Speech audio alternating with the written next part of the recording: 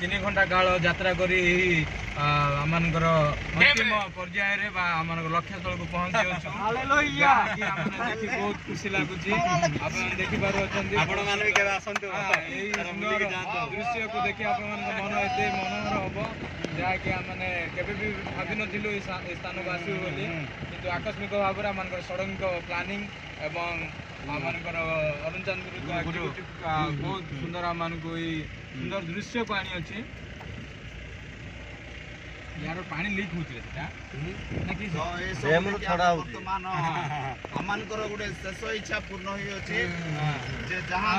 जांकर बहुत अवदान अछि जांक द्वारा माने तांको बिना उपस्थित हम आसी पार न थांतो जो कि ए गाड़ी रो चारि चक्का जान रो ड्राइवर संतोष कुमार कोरीडा या टिके देखि दे दीटा संतोष या टिके देखि दे तांकर बहुत माने कष्ट जे जहा कि गाड़ी एते सुंदर हमन को ड्राइव कर आनी ए जगह पहुंचाई सेफली